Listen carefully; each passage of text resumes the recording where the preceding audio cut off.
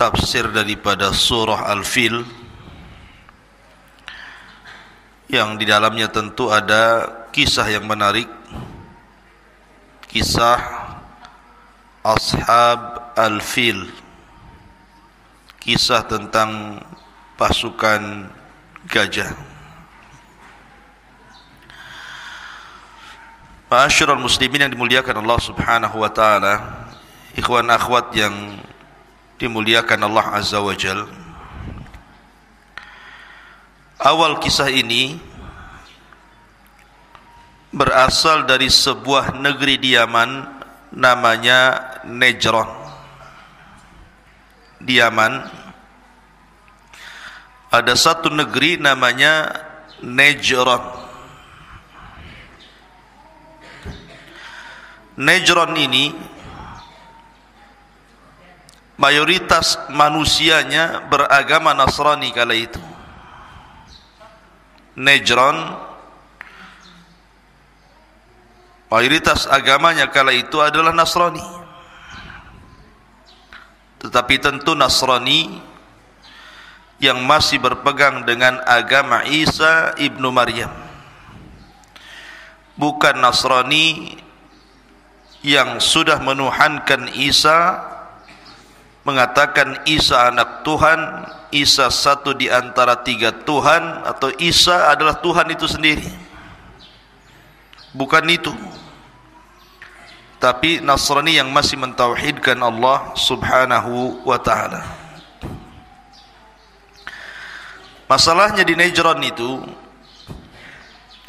dipimpin oleh seorang raja, rajanya pula Yahudi, namanya Dhu Nuwas.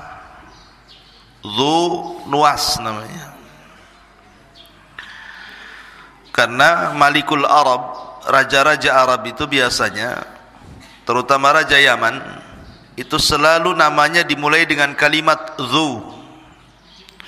Seperti Dzulqarnain dari Yaman.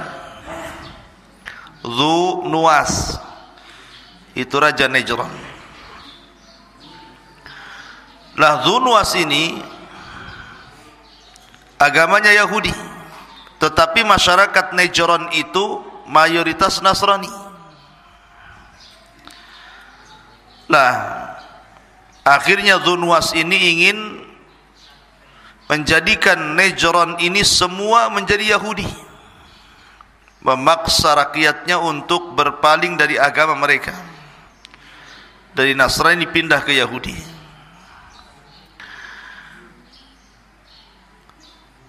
Lah sebagaimana raja-raja di zaman dahulu seperti Namrud ataupun Fir'aun, maka Dhu Nuwas pun mengaku Tuhan. Dhu Nuwas itu mengaku Tuhan, sama dengan Namrud. Dan juga Fir'aun yang mengatakan ana rabbukumul a'la. Lah Dhu Nuwas ini ngaku dirinya adalah Tuhan yang harus disembah oleh kaumnya. Untuk supaya meyakinkan bahwa dirinya adalah Tuhan, Dhu Nuwas ini punya tukang sihir. Tukang sihir inilah yang kemudian membuat keajaiban-keajaiban, seolah-olah keajaiban itu datang dari Dhu Nuwas, sehingga masyarakatnya merasa ketakutan dan menganggap Dhu Nuwas adalah Tuhan.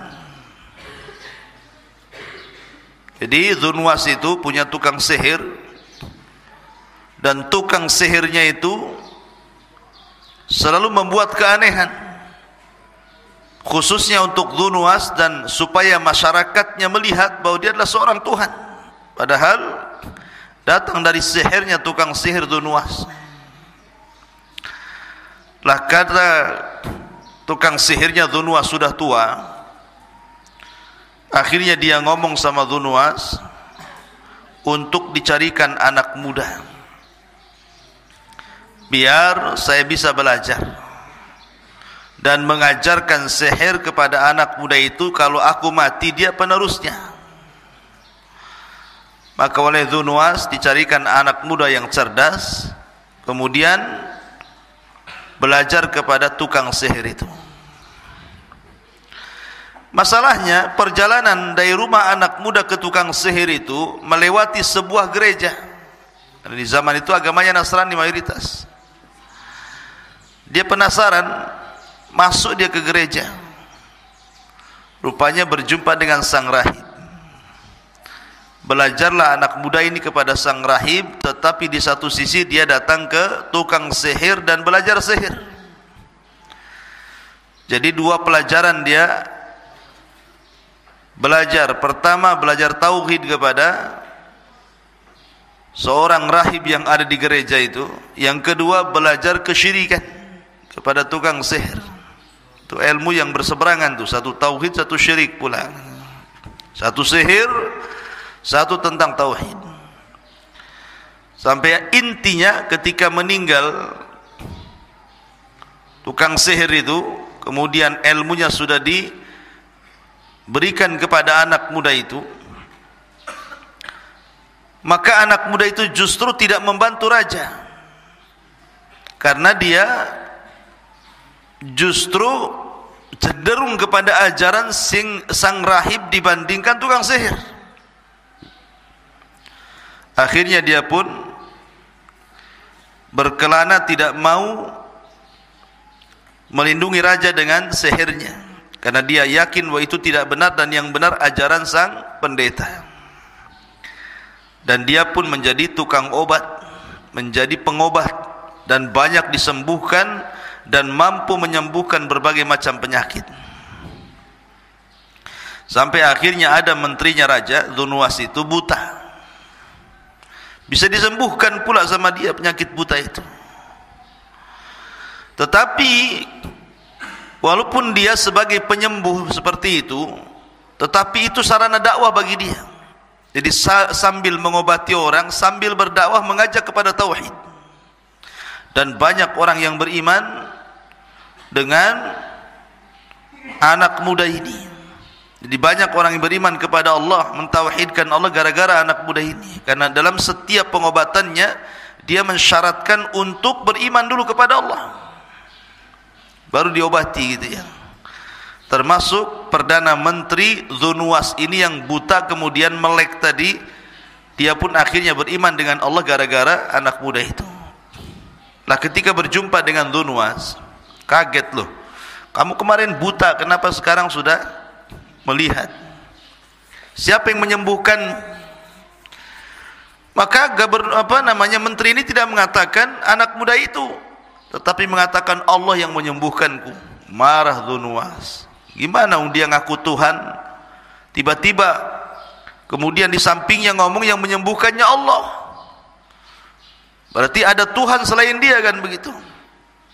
Maka disiksanya orang ini, dipaksa siapa yang menyembuhkannya. Rupanya ditangkap pula anak muda itu. Terakhir anak muda itu ngaku siapa yang mengajarkannya sang rahib, ditangkap juga sang rahib. Tiga-tiganya ditangkap, masuk ke dalam sel.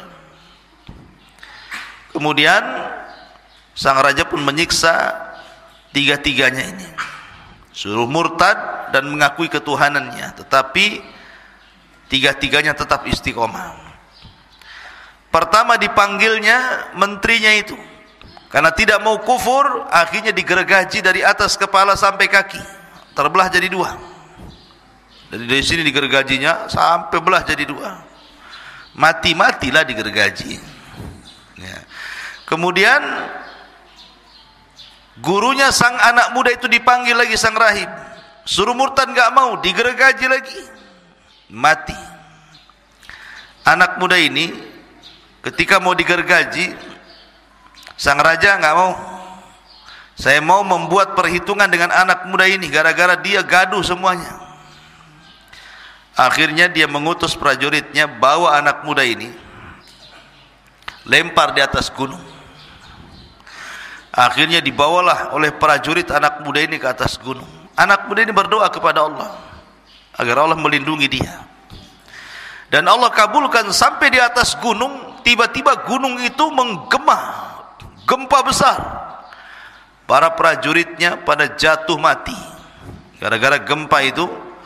prajurit yang mengangkat dia ke atas gunung mati semua, kecuali anak muda itu masih hidup. Dia turun, kaget sang raja melihat dia masih hidup. Ditangkap lagi anak muda itu. Kata sang raja, bawa dia ke tengah lautan, lempar di tengah lautan. Ketika di tengah lautan, anak muda ini berdoa lagi kepada Allah. Tiba-tiba datang ombak menghampas seluruh kapal prajurit raja. Akhirnya karam, mati semua. Anak muda ini masih hidup, tak mati-mati. Ya. Sang raja dengar anak muda itu masih hidup, marah lagi, tangkap anak muda itu.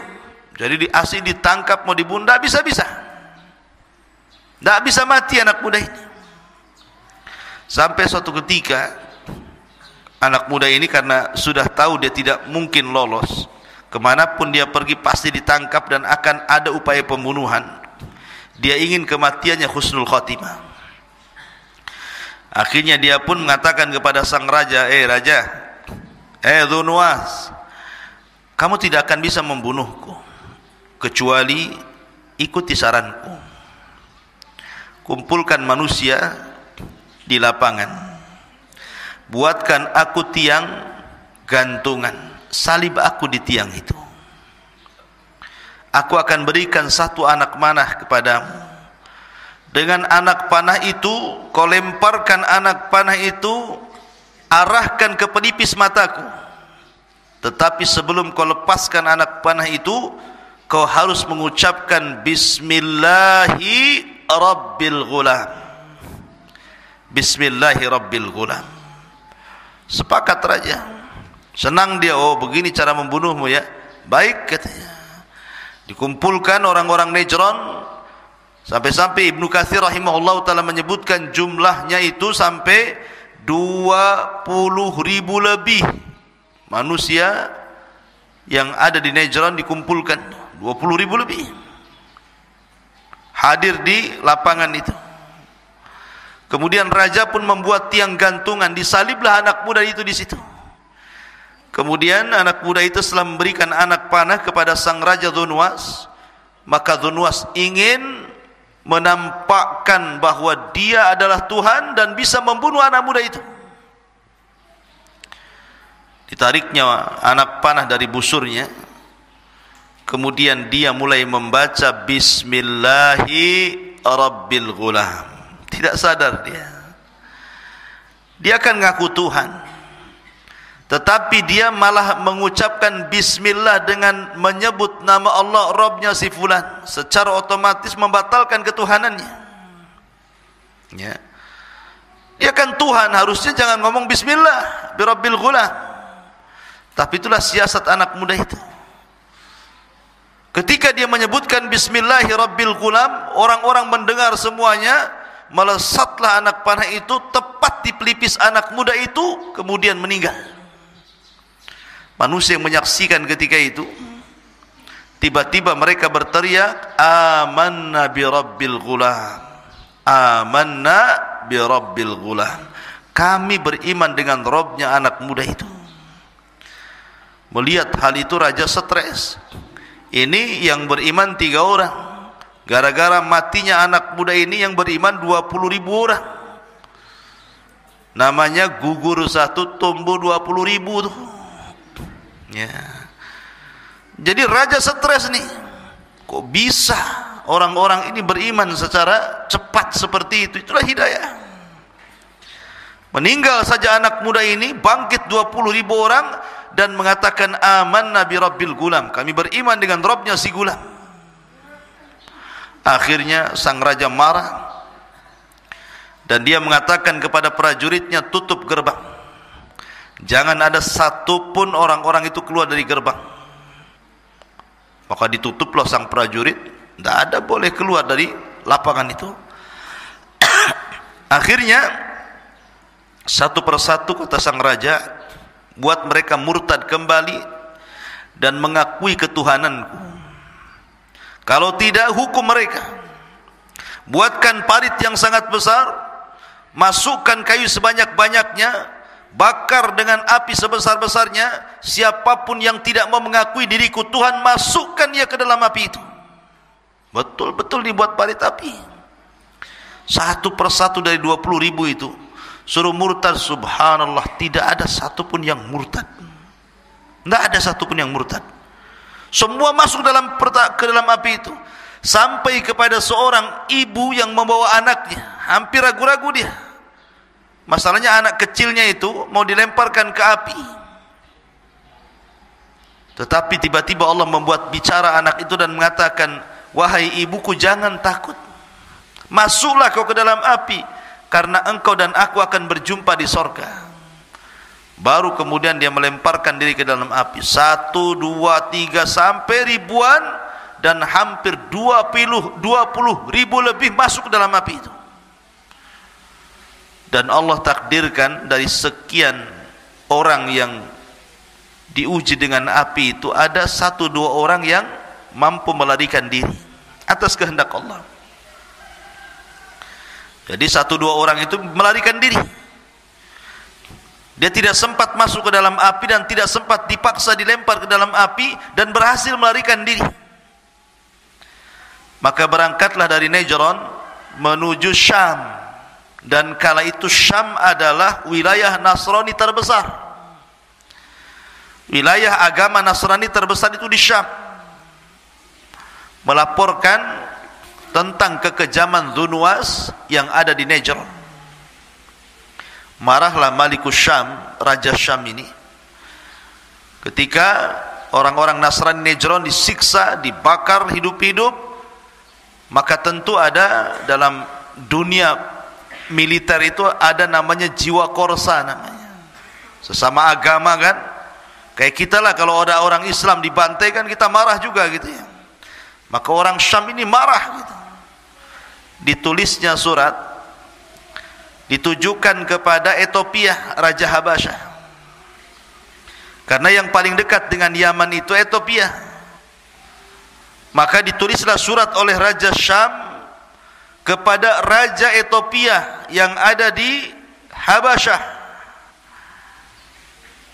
agar menyelesaikan urusan Najran. Setelah kemudian Raja Habasyah membaca kabar daripada Raja Syam tentang pembantaian di Najran terhadap orang-orang yang beragama Nasrani, marahlah Raja Habasyah ini, karena Habasyah juga negeri yang banyak mayoritas Nasrani kala itu. Maka diutuslah 2 pasukan besar dipimpin oleh 2 jenderal. Pertama namanya Abrahatul Asram. Ini muncul nama Abraha di sini. Ya, pertama namanya Abrahatul Asram. Yang kedua namanya Riyadh. Jadi Raja Ethiopia mengirim 2 jenderal besar dengan pasukan besar. Pertama dipimpin oleh Abrahatul Asram, yang kedua dipimpin oleh Riyadh. Berangkatlah 2 jenderal dengan 2 pasukan ini dari Habasyah menuju Najran, Yaman.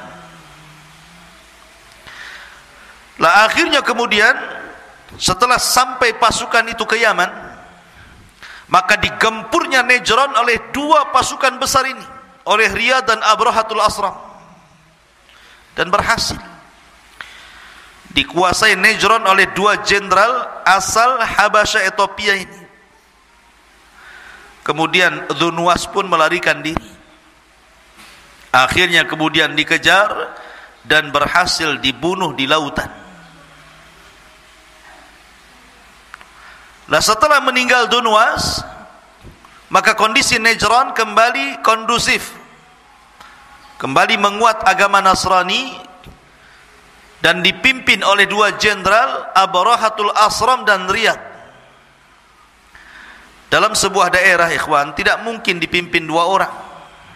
Wali kota saja di Batam 1, sama dengan gubernur 1. Tidak mungkin wali kota dalam satu daerah 2. Bisa pecah kongsi nanti. Makanya ketika itu Abraha, dia licik, dia ingin membunuh Riyadh, supaya dia satu-satunya penguasa Najran di bawah kekuasaan Habasyah atau di bawah kekuasaan Ethiopia ketika itu. Akhirnya dengan kelicikan Abraha, dengan taktik dan politiknya Abraha, akhirnya Abraha berhasil membunuh kawannya sendiri namanya Riyadh. Ketika Abraha membunuh Riyadh, marah ini Malikul Habasyah ini, Raja Ethiopia ini, kok bisa jenderalnya dibunuh oleh Abraha. Akhirnya kemudian ngirim surat kepada Abraha, seolah-olah mengatakan, kenapa kau bisa membunuh Riyadh? Kalau kau tidak bisa mendatangkan alasan itu, kami akan datangkan pasukan yang besar dan akan membunuhmu dan akan membunuh pasukanmu. Akhirnya Abraha pun ingin menangkan Raja Ethiopia. Cerdas Abraha ini. Dibawanya emas-emas dari Yaman, dibawanya barang-barang berharga dari Yaman, termasuk tanah Yaman, kemudian dikirim ke Ethiopia dan mengatakan, sesungguhnya kami tidak memberontak Anda wahai raja, kami tetap berada di bawah kekuasaan Ethiopia. Dari situ sang raja akhirnya percaya dengan Abraha, kemudian mengukuhkan kekuasaan Abraha menjadi wakil dari Habasyah Ethiopia untuk memegang Nejron Yaman. Maka jadilah Abraha raja Nejron menggantikan Dzunnuwas. Lah setelah Abraha menjadi raja, Abraha ini kan bukan orang Arab, tidak pandai pun berbahasa Arab. Dia melihat kebiasaan orang-orang Arab. Yaman itu kan Arab, kalau Ethiopia bukan Arab. Jadi melihat kebiasaan orang Yaman, orang Yaman itu suka datang ke Mekah, mengagungkan Ka'bah setiap setahun sekali. Mereka melakukan haji dan umroh, tentunya ala jahiliyah lah, tapi masih mengagungkan Ka'bah. Terpikirlah oleh Abraha untuk mengalihkan kiblat manusia dari Ka'bah ke Nejron. Gimana caranya orang Arab tidak datang lagi ke Ka'bah dan datang ke Nejron? Akhirnya dibuatlah oleh Abraha itu semacam gereja termegah kala itu, tertinggi kala itu, sampai disebut Kullas. Diambil dari kolam suah. Kolam suah itu peci ya, bahasa Arabnya. Saking tingginya disebut Kullas. Tinggi banget gerejanya itu, tinggi sekali, besar, megah, tinggi gitu kan gerejanya. Sampai kalau negak ke atas itu kopiahnya jatuh, saking tingginya itu, lehernya pegel. Setelah kemudian jadi dengan megahnya, dibangun dengan emas, dibangun dengan benda-benda yang sangat mewah gitu ya. Ketika hendak diresmikan, dikirimlah surat ke kabilah-kabilah Arab agar mereka mau datang ke gerejanya dan meninggalkan Ka'bah. Marahlah orang-orang Arab. Gimana gak marah? Gak bisa menggantikan Ka'bah dengan gereja. Siapa yang bisa menggantikan Ka'bah dengan gereja? Tidak ada. Kemarahannya sampai akhirnya seorang laki-laki dari Bani Kinana, seorang anak muda dari Bani Kinana, berjalan kaki dari Mekah menuju Yaman. Kemudian malam-malam masuk ke gereja Abraha, berak pula dia di gereja Abraha. Bukan di toiletnya, di dalam gerejanya. Tetapi kan dia orang musyrik, belum ada Islam ketika itu. Kalau orang Islam tidak boleh ya. Diberakin tuh gereja Abraha. Kurang puas diletakkan surat di situ mengejek Abraha. Bahkan sebagian anak muda yang lain berusaha untuk membakar gereja itu. Bahkan sebagian yang lain berusaha untuk merobohkan gereja itu. Tentu Abraha murka. Bagaimana mungkin orang-orang ini hendak melecehkan dirinya dengan cara menghancurkan gerejanya? Maka dari situ Abraha mencari-cari tahu siapa penyebabnya, apa alasannya. Rupanya penyebabnya adalah karena Ka'bah masih berdiri, masih diagungkan. Kalau Ka'bah tidak dihancurkan, maka akan tetap mereka datang ke Ka'bah mengagungkan Ka'bah, dan percuma mereka tidak mungkin masuk ke gerejanya. Ditambah-tambah orang yang kabilahnya dekat dengan Ka'bah itu pula yang kemudian menghina dirinya dengan cara berak di dalam gereja. Dari situ disiapkan pasukan besar dengan 4 gajah yang ada di depan pasukan itu. Ada yang mengatakan 8 gajah, ada yang mengatakan 4 gajah. Dan gajah yang paling besar namanya Mahmud. Siapa di sini namanya Mahmud? Itu gajahnya Abraha. Jadi gajah yang paling besar namanya Mahmud, yang ditunggangi Abraha. Maksud hati Abraha membawa gajah itu sebenarnya ingin menggeret Ka'bah dari semua sisi pakai rantai. Jadi di rantai diletakkan di ujung Ka'bah sebelah sini, sebelah sini, sebelah sini, sebelah sini. Kemudian gajahnya suruh pergi, nanti Ka'bah itu akan roboh. Itu maksudnya. Membawa Ka'bah itu untuk menghancurkan Ka'bah. Maka berangkatlah 4 gajah, ada yang mengatakan 8 gajah, kemudian pasukan berkuda, pasukan jalan kaki, pasukan yang sangat besar dari Najran menuju Mekah. Orang Arab itu ketika itu ikhwan, mereka lemah, tidak bisa melawan Abraha. Kekuatan Abraha terlampau kuat. Ada beberapa kabilah berusaha menyerang Abraha tapi tidak berhasil. Percuma, sia-sia. Sampai akhirnya ketika sampai di Taif, orang-orang Taif takut kalau seandainya Abraha menyerang mereka. Akhirnya mereka pun menyerahkan diri dan meminta Abraha untuk tidak menyerang Taif. Disangka mau menghancurkan Lata, patungnya orang Taif. Akhirnya orang Taif mengatakan, ya Abraha, Lata bukan Ka'bah. Kau jangan hancurkan Lata, Tuhan kami di sini, Ka'bah di sana. Nanti kami akan berikan engkau penunjuk jalan sampai di Ka'bah, jalan yang paling cepat, jalan pintas dan pantas. Akhirnya seorang laki-laki namanya Abu Rughal namanya, menjadi penunjuk jalan Abraha. Tapi Allah takdirkan Abu Rughal meninggal dunia di tengah jalan, dan kuburannya sampai hari ini dilempari manusia dengan batu, karena Abu Rughal telah berkhianat. Yang menunjuk jalan Abraha memberitahu jalan ke mana Ka'bah dan Mekah. Maka dia disebut pengkhianat Arab sampai sekarang, Abu Rughal itu. Jadi kalau orang Arab melihat pengkhianat itu disebut Abu Rughal, anta Abu Rughal katanya, kamu ini pengkhianat. Jadi kuburannya dilempari batu, dirajam sampai sekarang kuburannya itu. Udah mati pun masih dilempari batu. Kemudian kalau melempari batu dikatakan pengkhianat kau katanya.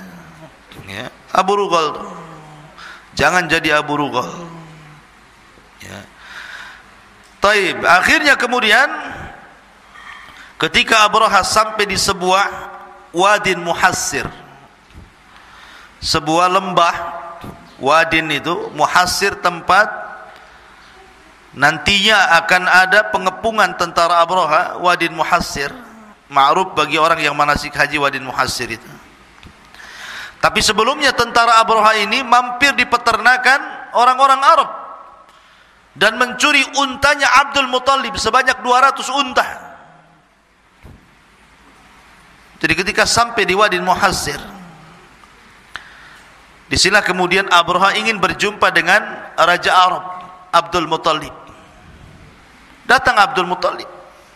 Abdul Muttalib ini orangnya punya wibawa. Karena ada orang-orang tertentu itu melihat wajah saja orang dah serem. Ada juga kalau melihat wajahnya langsung segen, wibawa. Ada orang yang melihat wajah orang itu langsung ngeremehkan, wajahnya ya kayak gitu. Jadi Abdul Muttalib itu punya wajah kalau orang lihat tuh langsung wibawa gitu. Termasuk Abraha. Abraha kan nggak pernah kenal, nggak pernah kujumpa dengan Abdul Muttalib. Ketika Abdul Muttalib datang, Abraha turun dari gajah. Nggak ngomong dari atas gajah, dia turun, dia hormat kepada Abdul Muttalib, ngampar di padang pasir. Masalahnya dua orang ini tidak paham bahasanya masing-masing. Abdul Muttalib tidak paham bahasa Abraha, Abraha tidak paham bahasa Abdul Muttalib. Terpaksalah menggunakan dua penerjemah, menerjemahkan Abdul Muttalib dan menerjemahkan Abrahatul Asram. Seolah-olah Abraha mengatakan kepada Abdul Muttalib, bagaimana pendapatmu tentang pasukan yang akan menghancurkan Ka'bah ini? Tetapi Abdul Muttalib tidak menjawab soal pasukan yang akan menghancurkan Ka'bah. Justru dia mempersoalkan anak muda Abraha yang mencuri unta, 200 unta miliknya. Kata Abdul Muttalib, mana unta-untaku? Kenapa kau curi?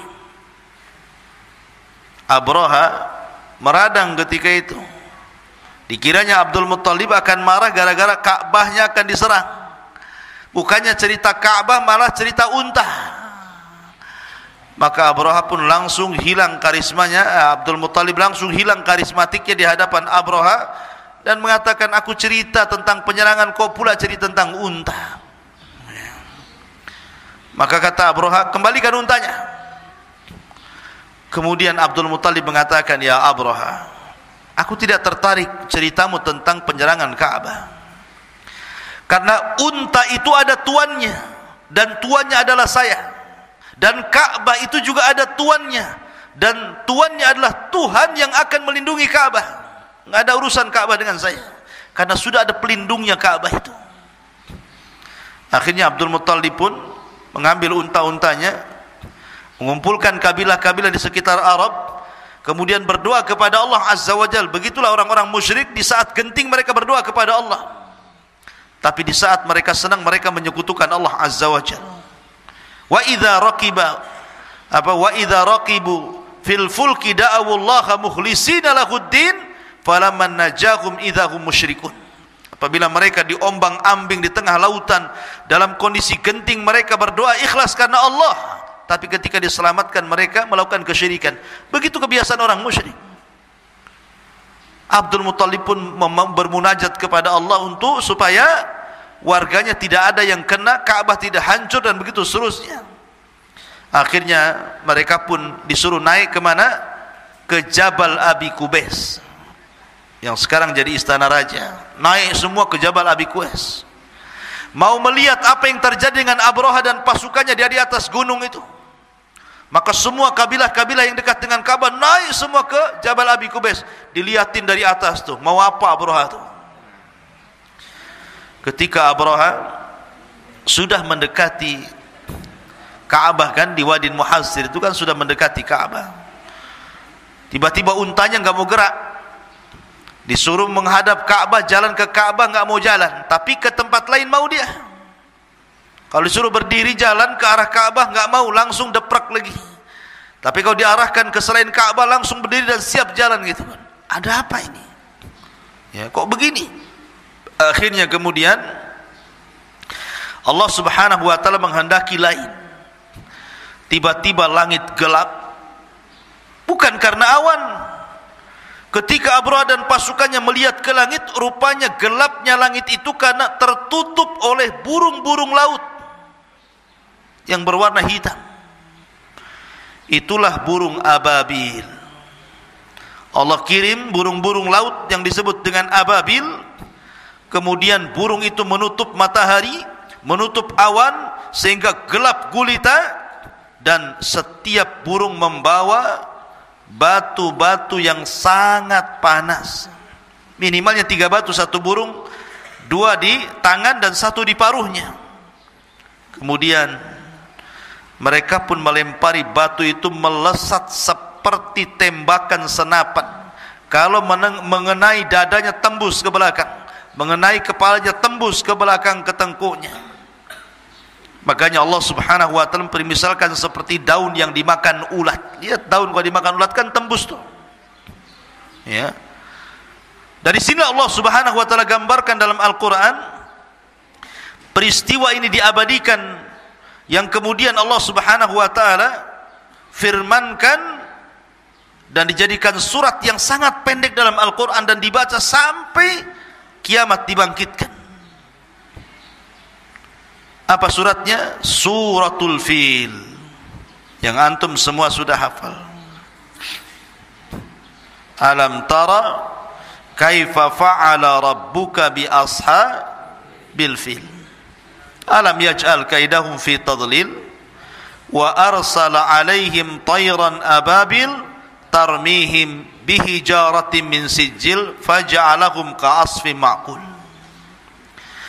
Tidakkah engkau lihat wahai Muhammad apa yang terjadi, apa yang diperbuat Rabbmu terhadap ashabul fil, pasukan Abrahatul Asram yang membawa pasukan gajah untuk menyerang Ka'bah itu. Alam tara kaifa fa'ala rabbuka bi ashabil fil alam yaj'al kaidahum fi tadlil. Bukankah kami jadikan tipu daya mereka sia-sia? Lihat bagaimana Allah Subhanahu wa taala membatalkan makar mereka. Wa makaru makran wa makarna makran wallahu khairul makirin. Silakan kalian buat makar, Allah juga punya makar sendiri, dan sebaik-baik makarlah makarnya Allah Subhanahu wa taala.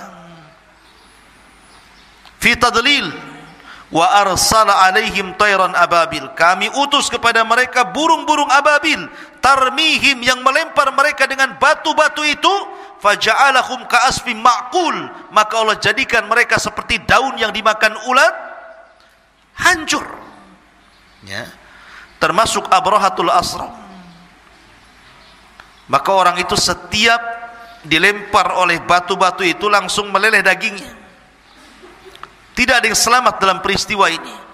Abraha sempat diselamatkan dan sampai di Son'a Yaman, tapi kemudian juga Allah Subhanahu wa taala mengadab Abraha dan tetap mengalami kematian.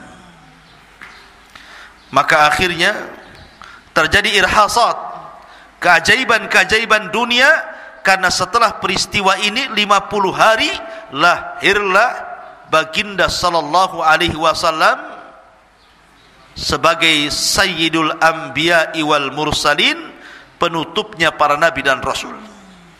Dari peristiwa ini 50 hari setelahnya lahirlah Rasulullah. Makanya cerita ashabul fil disebut irhasat. Irhasat itu nama lain daripada mukjizat. Tapi irhasat itu keanehan yang terjadi sebelum Rasul diangkat menjadi nabi dan rasul, namanya irhasat. Ini keanehan.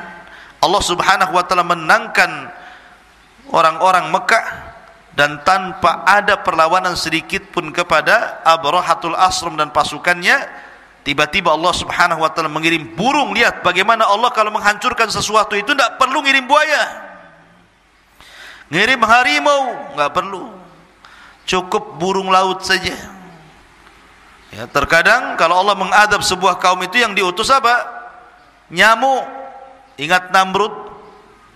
Namrud itu saking sombong yang ngaku Tuhan, sampai mau membunuh Ibrahim dan orang-orang yang mengikuti Ibrahim.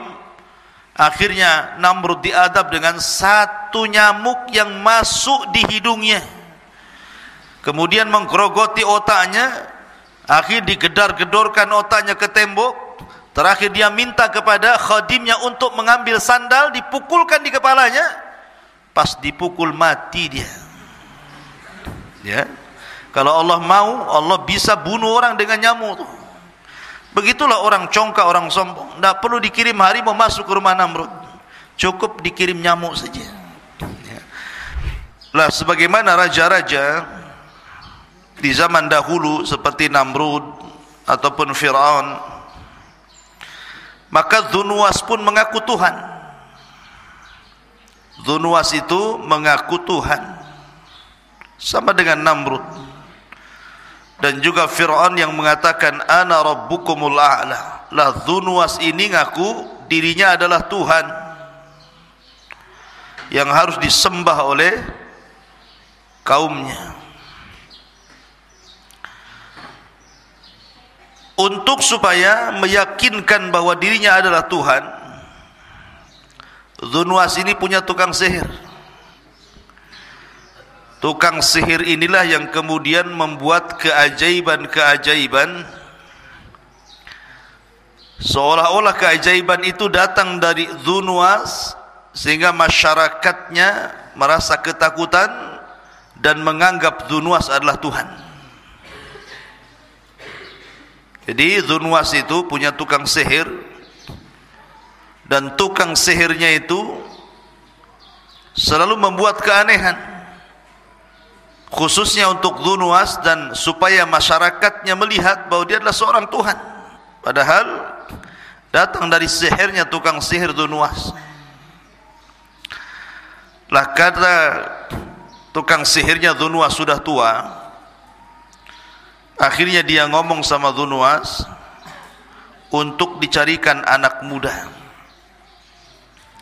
biar saya bisa belajar dan mengajarkan sihir kepada anak muda itu. Kalau aku mati, dia penerusnya.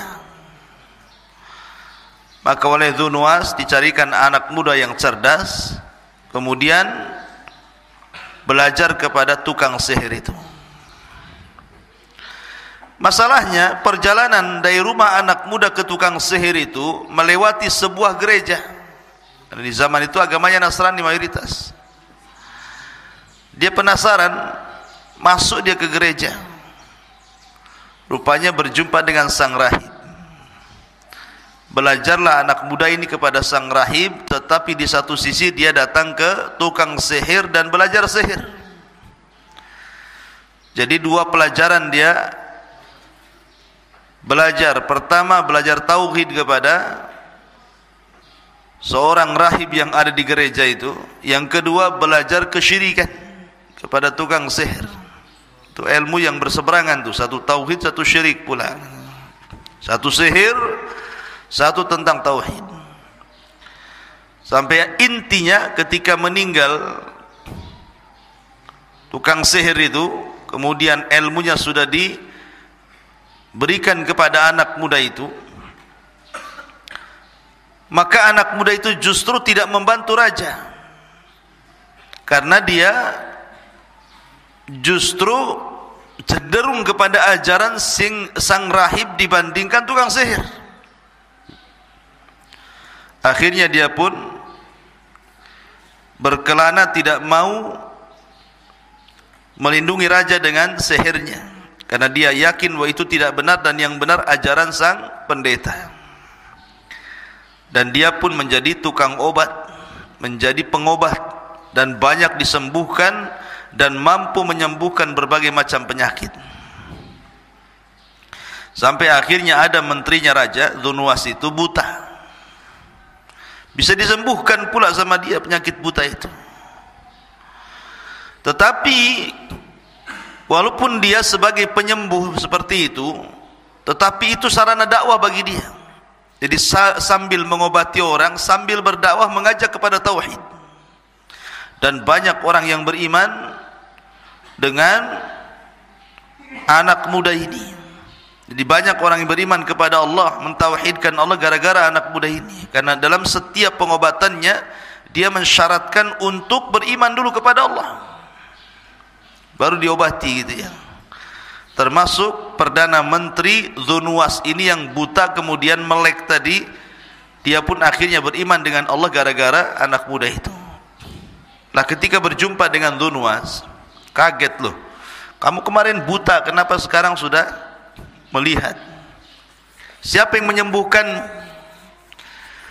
Maka menteri ini tidak mengatakan anak muda itu, tetapi mengatakan Allah yang menyembuhkanku.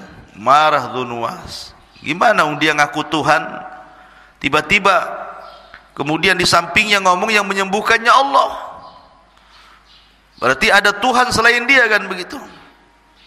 Maka disiksanya orang ini, dipaksa siapa yang menyembuhkannya. Rupanya ditangkap pula anak muda itu. Terakhir anak muda itu ngaku siapa yang mengajarkannya sang rahib, ditangkap juga sang rahib. Tiga-tiganya ditangkap, masuk ke dalam sel. Kemudian sang raja pun menyiksa tiga-tiganya ini, suruh murtad dan mengakui ketuhanannya, tetapi tiga-tiganya tetap istiqomah. Pertama dipanggilnya menterinya itu, karena tidak mau kufur, akhirnya digergaji dari atas kepala sampai kaki, terbelah jadi dua. Dari sini digergajinya sampai belah jadi dua, mati-matilah digergaji ya. Kemudian gurunya sang anak muda itu dipanggil lagi, sang rahib, suruh murtad nggak mau, digergaji lagi, mati. Anak muda ini ketika mau digergaji, sang raja nggak mau. Saya mau membuat perhitungan dengan anak muda ini, gara-gara dia gaduh semuanya. Akhirnya dia mengutus prajuritnya, bawa anak muda ini, lempar di atas gunung. Akhirnya dibawalah oleh prajurit anak muda ini ke atas gunung. Anak muda ini berdoa kepada Allah agar Allah melindungi dia. Dan Allah kabulkan. Sampai di atas gunung, tiba-tiba gunung itu menggema, gempa besar. Para prajuritnya pada jatuh mati. Gara-gara gempa itu, prajurit yang mengangkat dia ke atas gunung mati semua. Kecuali anak muda itu masih hidup. Dia turun. Kaget sang raja melihat dia masih hidup. Ditangkap lagi anak muda itu. Kata sang raja, bawa dia ke tengah lautan, lempar di tengah lautan. Ketika di tengah lautan, anak muda ini berdoa lagi kepada Allah. Tiba-tiba datang ombak menghampas seluruh kapal prajurit raja. Akhirnya karam, mati semua. Anak muda ini masih hidup, gak mati-mati. Ya. Sang raja dengar anak muda itu masih hidup, marah lagi, tangkap anak muda itu. Jadi asli ditangkap, mau dibunuh, tidak bisa-bisa, tidak bisa mati anak muda ini. Sampai suatu ketika anak muda ini karena sudah tahu dia tidak mungkin lolos, kemanapun dia pergi pasti ditangkap dan akan ada upaya pembunuhan. Dia ingin kematiannya husnul khotimah. Akhirnya dia pun mengatakan kepada sang raja, raja, Dzunwas, kamu tidak akan bisa membunuhku kecuali ikuti saranku. Kumpulkan manusia di lapangan, buatkan aku tiang gantungan, salib aku di tiang itu. Aku akan berikan satu anak panah kepadamu.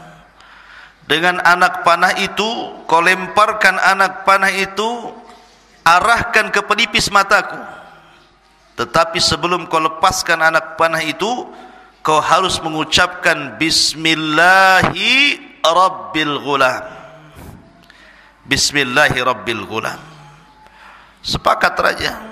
Senang dia, oh begini cara membunuhmu ya. Baik katanya. Dikumpulkan orang-orang Najran. Sampai-sampai Ibnu Katsir rahimahullah ta'ala menyebutkan jumlahnya itu sampai 20.000 lebih manusia yang ada di Najran dikumpulkan. 20.000 lebih hadir di lapangan itu. Kemudian raja pun membuat tiang gantungan, disaliblah anak muda itu di situ. Kemudian anak muda itu setelah memberikan anak panah kepada sang raja Dzunwas, maka Dzunwas ingin menampakkan bahwa dia adalah Tuhan dan bisa membunuh anak muda itu. Ditariknya anak panah dari busurnya, kemudian dia mulai membaca Bismillahi Rabbil Ghulam. Tidak sadar dia akan ngaku Tuhan, tetapi dia malah mengucapkan Bismillah dengan menyebut nama Allah, Rabbnya si fulan, secara otomatis membatalkan ketuhanannya. Ya. Dia kan Tuhan, harusnya jangan ngomong Bismillah Birabbil Ghulam. Tapi itulah siasat anak muda itu. Ketika dia menyebutkan Bismillahi Rabbil Ghulam, orang-orang mendengar semuanya, melesatlah anak panah itu tepat di pelipis anak muda itu, kemudian meninggal. Manusia yang menyaksikan ketika itu, tiba-tiba mereka berteriak, Amanna bi Rabbil Ghulam, Amanna bi Rabbil Ghulam. Kami beriman dengan Rabbnya anak muda itu. Melihat hal itu raja stres. Ini yang beriman 3 orang, gara-gara matinya anak muda ini yang beriman 20.000 orang. Namanya gugur satu, tumbuh 20.000 tuh. Ya. Jadi raja stres nih. Kok bisa orang-orang ini beriman secara cepat seperti itu? Itulah hidayah. Meninggal saja anak muda ini, bangkit 20.000 orang dan mengatakan amanna bi Rabbil Ghulam. Kami beriman dengan Rabbnya si Gulam. Akhirnya sang raja marah dan dia mengatakan kepada prajuritnya, tutup gerbang, jangan ada satupun orang-orang itu keluar dari gerbang. Maka ditutuplah sang prajurit, tidak ada boleh keluar dari lapangan itu. Akhirnya satu persatu kata sang raja, buat mereka murtad kembali dan mengakui ketuhananku. Kalau tidak, hukum mereka. Buatkan parit yang sangat besar, masukkan kayu sebanyak-banyaknya, bakar dengan api sebesar-besarnya. Siapapun yang tidak mau mengakui diriku Tuhan, masukkan dia ke dalam api itu. Betul-betul dibuat parit api. Satu persatu dari 20.000 itu suruh murtad. Subhanallah, tidak ada satupun yang murtad. Tidak ada satupun yang murtad. Semua masuk ke dalam api itu. Sampai kepada seorang ibu yang membawa anaknya, hampir ragu-ragu dia. Masalahnya anak kecilnya itu mau dilemparkan ke api. Tetapi tiba-tiba Allah membuat bicara anak itu dan mengatakan, wahai ibuku, jangan takut. Masuklah kau ke dalam api, karena engkau dan aku akan berjumpa di sorga. Baru kemudian dia melemparkan diri ke dalam api. 1, 2, 3 sampai ribuan, dan hampir 20.000 lebih masuk ke dalam api itu. Dan Allah takdirkan dari sekian orang yang diuji dengan api itu, ada 1-2 orang yang mampu melarikan diri atas kehendak Allah. Jadi 1-2 orang itu melarikan diri. Dia tidak sempat masuk ke dalam api dan tidak sempat dipaksa dilempar ke dalam api, dan berhasil melarikan diri. Maka berangkatlah dari Najran menuju Syam, dan kala itu Syam adalah wilayah Nasrani terbesar. Wilayah agama Nasrani terbesar itu di Syam. Melaporkan tentang kekejaman Dzunwas yang ada di Najran. Marahlah Malikus Syam, Raja Syam ini, ketika orang-orang Nasrani Najran disiksa, dibakar hidup-hidup. Maka tentu ada dalam dunia militer itu ada namanya jiwa korsa namanya. Sesama agama kan, kayak kita lah, kalau ada orang Islam dibantai kan kita marah juga gitu ya. Maka orang Syam ini marah gitu. Ditulisnya surat, ditujukan kepada Ethiopia, Raja Habasyah. Karena yang paling dekat dengan Yaman itu Ethiopia. Maka ditulislah surat oleh Raja Syam kepada Raja Ethiopia yang ada di Habasyah, agar menyelesaikan urusan Najran. Setelah kemudian Raja Habasyah membaca kabar daripada Raja Syam tentang pembantaian di Najran terhadap orang-orang yang beragama Nasrani, marahlah Raja Habasyah ini, karena Habasyah juga negeri yang banyak mayoritas Nasrani kala itu. Maka diutuslah 2 pasukan besar dipimpin oleh 2 jenderal.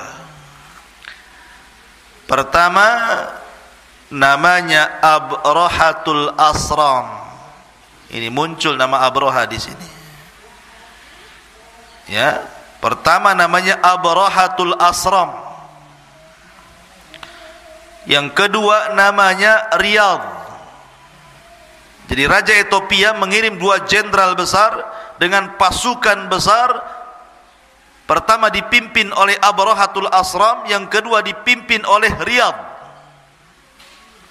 Berangkatlah 2 jenderal dengan 2 pasukan ini dari Habasyah menuju Najran, Yaman. Lah akhirnya kemudian setelah sampai pasukan itu ke Yaman, maka digempurnya Najran oleh 2 pasukan besar ini, oleh Riyadh dan Abrahatul Asram, dan berhasil dikuasai Najran oleh 2 jenderal asal Habasyah Ethiopia ini. Kemudian Dzunwas pun melarikan diri.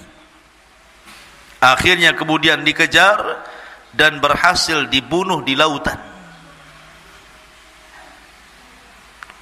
Nah, setelah meninggal Dzunwas, maka kondisi Najran kembali kondusif, kembali menguat agama Nasrani, dan dipimpin oleh dua jenderal, Abrahatul Asram dan Riyad. Dalam sebuah daerah, ikhwan, tidak mungkin dipimpin dua orang. Wali kota saja di Batam satu, sama dengan gubernur satu. Tidak mungkin wali kota dalam satu daerah dua. Bisa pecah kongsi nanti. Makanya ketika itu Abraha, dia licik, dia ingin membunuh Riyad, supaya dia satu-satunya penguasa Najran di bawah kekuasaan Habasyah, atau di bawah kekuasaan Ethiopia ketika itu. Akhirnya dengan kelicikan Abraha, dengan taktik dan politiknya Abraha, akhirnya Abraha berhasil membunuh kawannya sendiri, namanya Riyad. Ketika Abraha membunuh Riyad, marah ini Malikul Habasyah ini, raja Ethiopia ini, kok bisa jenderalnya dibunuh oleh Abraha.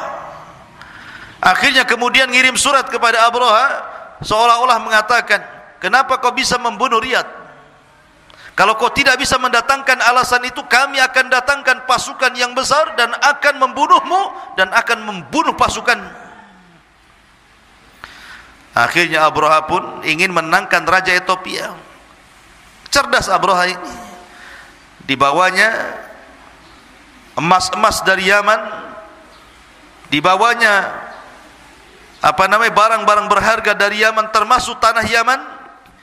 Kemudian dikirim ke Ethiopia dan mengatakan, sesungguhnya kami tidak memberontak Anda wahai raja, kami tetap berada di bawah kekuasaan Ethiopia.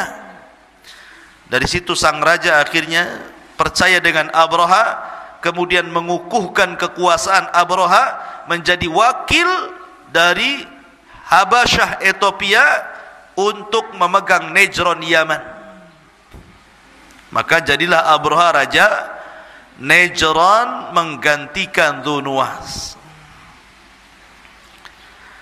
Lah setelah Abraha menjadi raja, Abraha ini kan bukan orang Arab, tidak pandai pun berbahasa Arab. Dia melihat kebiasaan orang-orang Arab. Yaman itu kan Arab, kalau Ethiopia bukan Arab. Jadi melihat kebiasaan orang Yaman, orang Yaman itu suka datang ke Mekah, mengagungkan Ka'bah. Setiap setahun sekali mereka melakukan haji dan umroh, tentunya ala jahiliyah lah, tapi masih mengagungkan Ka'bah. Terpikirlah oleh Abraha untuk mengalihkan kiblat manusia dari Ka'bah ke Najran. Gimana caranya orang Arab tidak datang lagi ke Ka'bah dan datang ke Najran? Akhirnya dibuatlah oleh Abraha itu semacam gereja termegah kala itu, tertinggi kala itu, sampai disebut Kullas. Diambil dari kolam suah. Kolam suah itu peci ya, bahasa Arabnya. Saking tingginya disebut Kullas. Tinggi banget gerejanya itu, tinggi sekali, besar, megah, tinggi gitu kan gerejanya. Sampai kalau negak ke atas itu kopiahnya jatuh, saking tingginya itu, lehernya pegel. Setelah kemudian jadi dengan megahnya, dibangun dengan emas, dibangun dengan benda-benda yang sangat mewah gitu ya. Ketika hendak diresmikan, dikirimlah surat ke kabilah-kabilah Arab agar mereka mau datang ke gerejanya dan meninggalkan Ka'bah. Marahlah orang-orang Arab. Gimana gak marah? Gak bisa menggantikan Ka'bah dengan gereja. Siapa yang bisa menggantikan Ka'bah dengan gereja? Tidak ada. Kemarahannya sampai akhirnya seorang laki-laki dari Bani Kinana, seorang anak muda dari Bani Kinana, berjalan kaki dari Mekah menuju Yaman. Kemudian malam-malam masuk ke gereja Abraha, berak pula dia di gereja Abraha. Bukan di toiletnya, di dalam gerejanya. Tetapi kan dia orang musyrik, belum ada Islam ketika itu. Kalau orang Islam tidak boleh ya. Diberakin tuh gereja Abraha. Kurang puas diletakkan surat di situ mengejek Abraha. Bahkan sebagian anak muda yang lain berusaha untuk membakar gereja itu. Bahkan sebagian yang lain berusaha untuk merobohkan gereja itu. Tentu Abraha murka.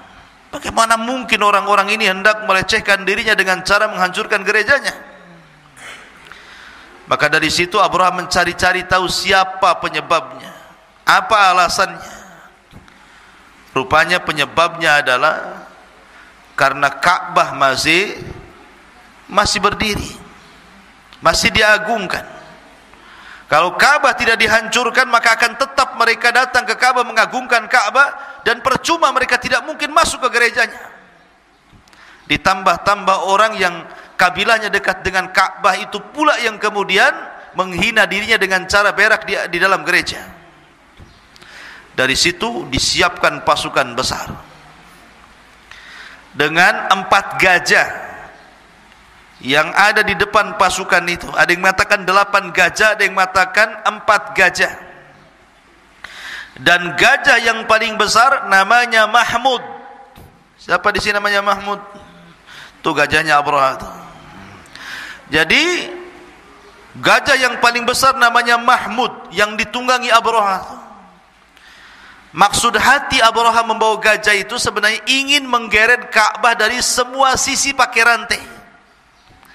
Jadi di rantai diletakkan di ujung Ka'bah sebelah sini, sebelah sini, sebelah sini, sebelah sini. Kemudian gajahnya suruh pergi, nanti Ka'bah itu akan roboh.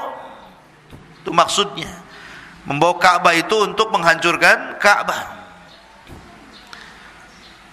Maka berangkatlah 4 gajah, ada yang mengatakan 8 gajah, kemudian pasukan berkuda, pasukan jalan kaki, pasukan yang sangat besar dari Najran menuju Mekah. Orang Arab itu ketika itu, ikhwan, mereka lemah, tidak bisa melawan Abraha. Kekuatan Abraha terlampau kuat. Ada beberapa kabilah berusaha menyerang Abraha tapi tidak berhasil. Percuma, sia-sia.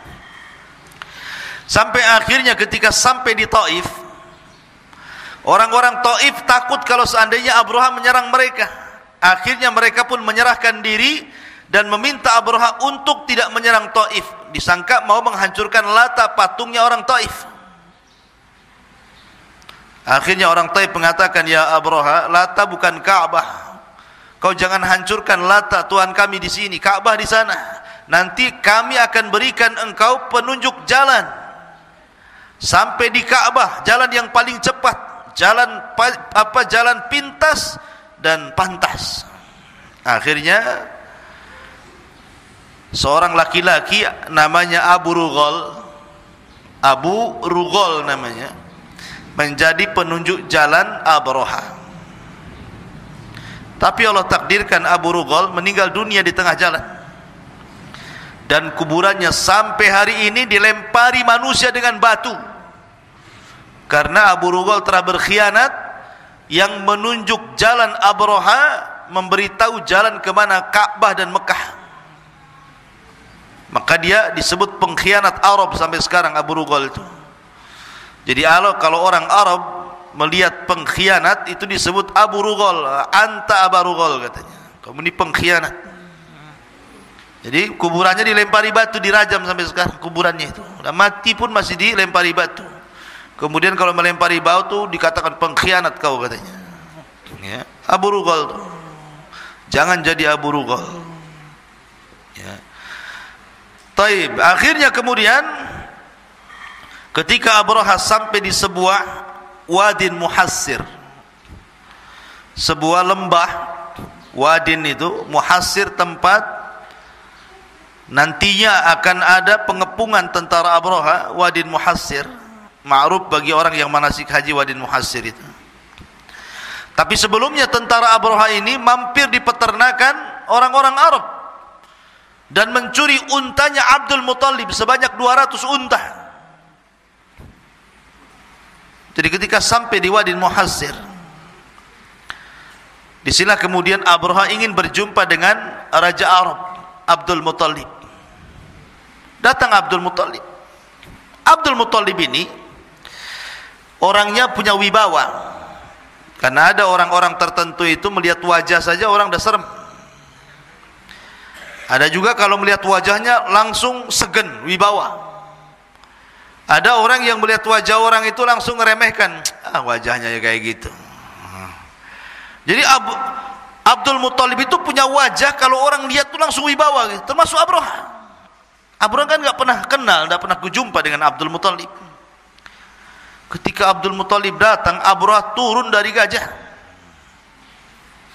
Nggak ngomong dari atas gajah, dia turun, dia hormat kepada Abdul Muthalib, ngampar di padang pasir.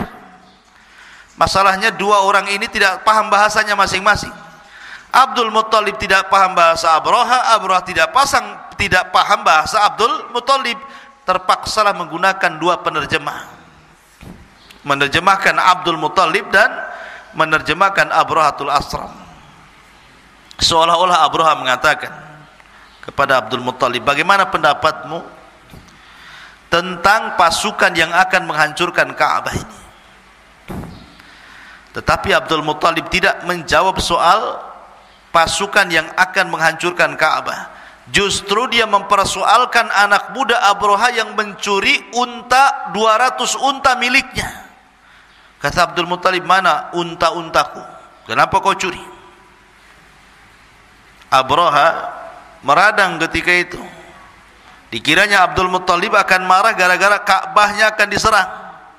Bukannya cerita Ka'bah, malah cerita unta.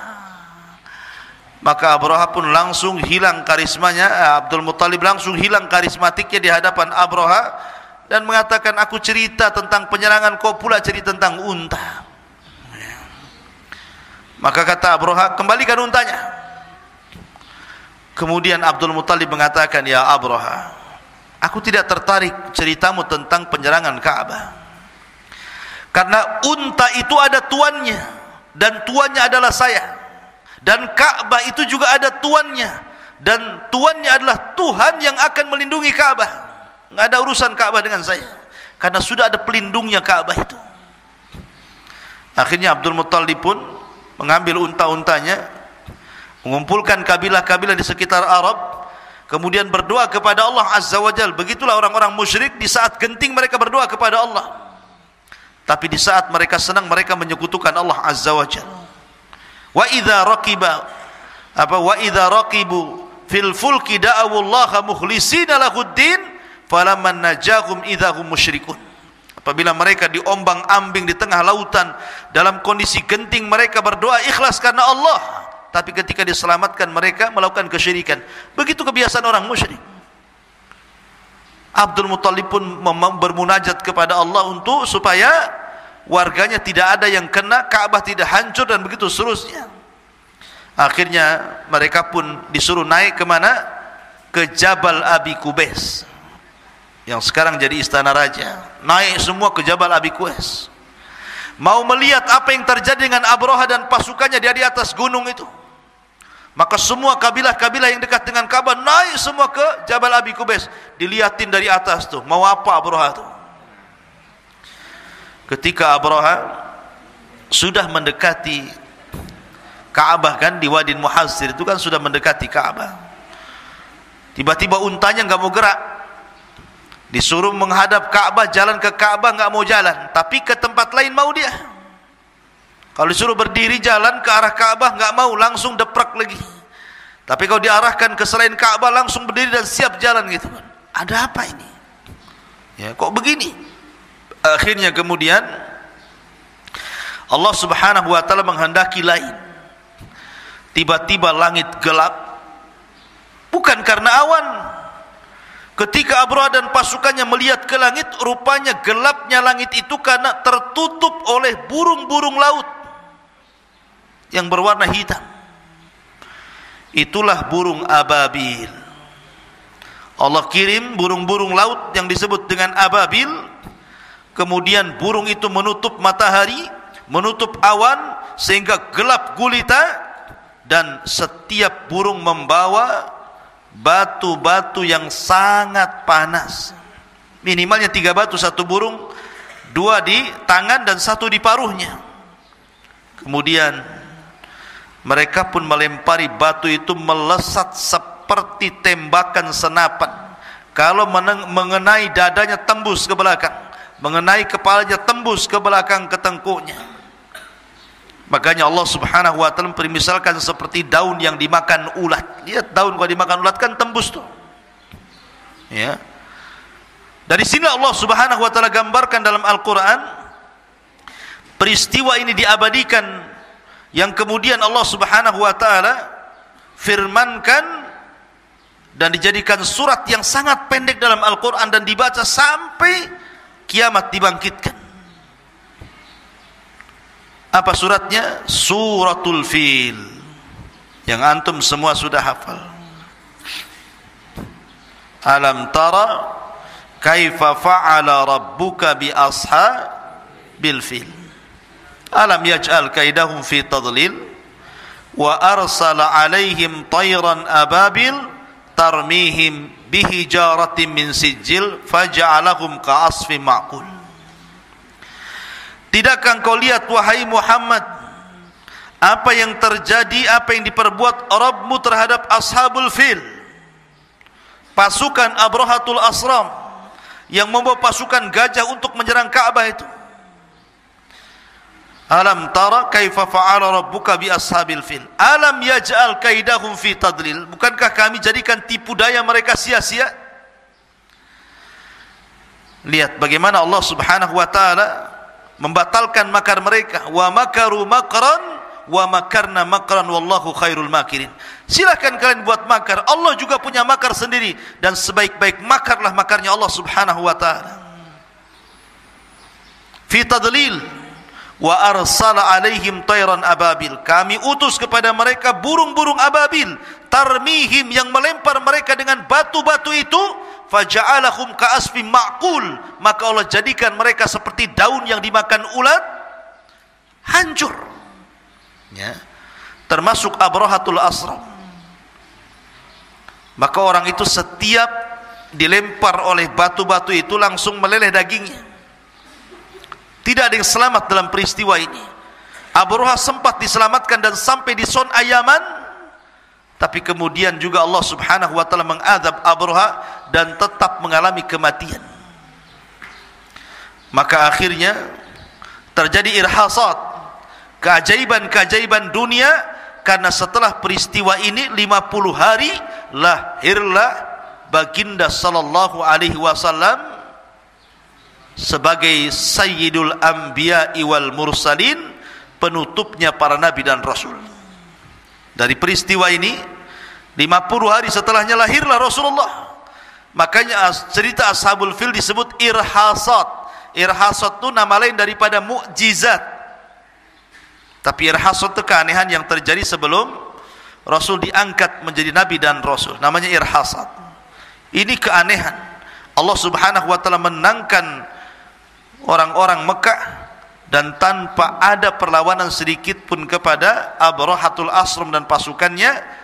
Tiba-tiba Allah Subhanahu wa taala mengirim burung. Lihat bagaimana Allah kalau menghancurkan sesuatu itu tidak perlu ngirim buaya, ngirim harimau, nggak perlu, cukup burung laut saja.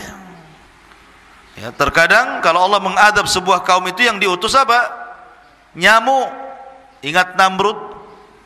Namrud itu saking sombong yang ngaku Tuhan, sampai mau membunuh Ibrahim dan orang-orang yang mengikuti Ibrahim. Akhirnya Namrud diadab dengan satu nyamuk yang masuk di hidungnya, kemudian menggerogoti otaknya, akhir digedar-gedorkan otaknya ke tembok. Terakhir dia minta kepada khadimnya untuk mengambil sandal, dipukulkan di kepalanya. Pas dipukul mati dia. Ya. Kalau Allah mau, Allah bisa bunuh orang dengan nyamuk tuh. Begitulah orang congkak, orang sombong. Tidak perlu dikirim harimau masuk ke rumah Namrud, cukup dikirim nyamuk saja. Ya. Ma'asyiral muslimin yang dimuliakan Allah Azza wa Jalla, inilah di antara kisah tentang ashab al-fil.